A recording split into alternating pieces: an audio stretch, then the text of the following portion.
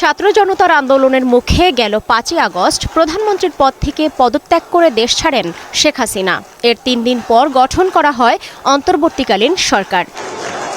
এ সরকারের কাছে দেশের সাধারণ মানুষের রয়েছে অনেক প্রত্যাশা। সবার আগে দেশকে একটি স্থিতিশীল অবস্থায় দেখতে চায় তারা।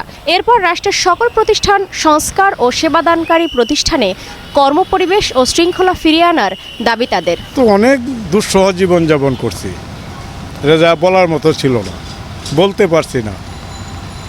এখন সুন্দর একটা দেশ দেখতে চাই। আমরা এই দেশটাকে একটা বৈষম্যমুক্ত দেশ হিসেবে দেখতে চাই, যেখানে কোনো ধর্ম, কোনো বর্ণ, কোনো গোত্রের মানুষ হিসেবে কেউ নির্ঘুম রাত কাটাতে হবে না। সব ধরনের প্রশাসনিক কাজে দুর্নীতি, হয়রানি ও নৈরাজ্যমুক্ত পরিবেশ দেখতে চান সাধারণ মানুষ। আর নিম্ন আয়ের মানুষদের সর্বপ্রথম দাবি দ্রব্যমূল্য নিয়ন্ত্রণে সরকারের কার্যকর পদক্ষেপ। আলু খাইছি 60 টাকা, ডাল খাইছি 120 টাকা, এগুলা যেন বড় পরিবর্তন হয়। জিনিসপত্রের দাম কমক, সুন্দরভাবে সমাজ সেবা করুক সরকার, ও সুন্দরভাবে চালাক দেশটাকে। আমরা চাই যে দেশে কোনো দুর্নীতিবাজের জায়গা হবে না।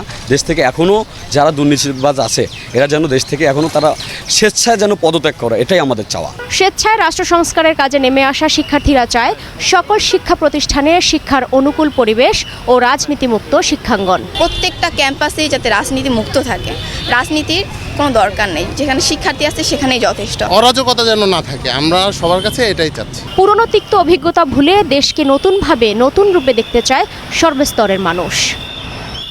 সালমা জাহান মুক্তা, বৈশাখী সংবাদ, ঢাকা।